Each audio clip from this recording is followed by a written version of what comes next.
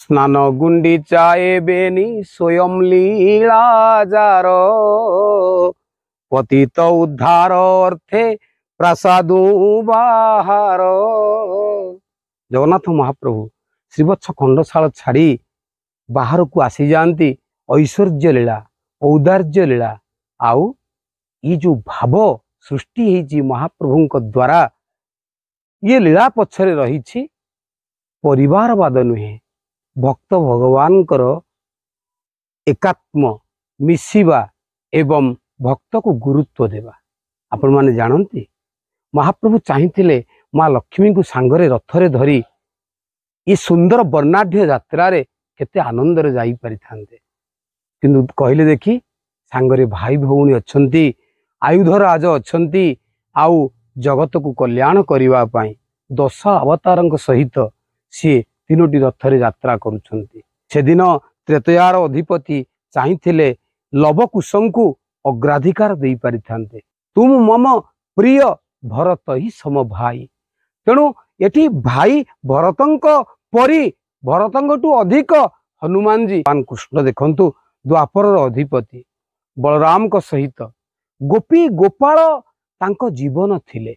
आज श्रीक्षेत्र रे किछि बाद पड़ी नाही सेई तत्व भक्त भगवान कर दिव्य लीला निजे किए अछंती केवल महाप्रभु आउ तांकर भक्त तांको भलो पाउथिबा तांकर से प्रिय से प्रतिटी मो मतरे प्रतिटी भक्त ही तांकर जने सेवाकारी सेवा व्यापक सेवार अर्थ नुहे कहीं यदि भक्त सालवेग सेवक नथिले दासिया बाउरी सेवक नथिले किंतु कर्माबाई मध्य सेवक नथिले छतीसा निजोग भितर एମାନେ अंतर्भुक्त नुहंती किंतु तांकर लीला अवर्णनीय सदा सर्वदा जगन्नाथ संस्कृति जावत चंद्राके रहिथिबो एही भक्त मानकर चरित्र को आलोचना करा जाउथिबो।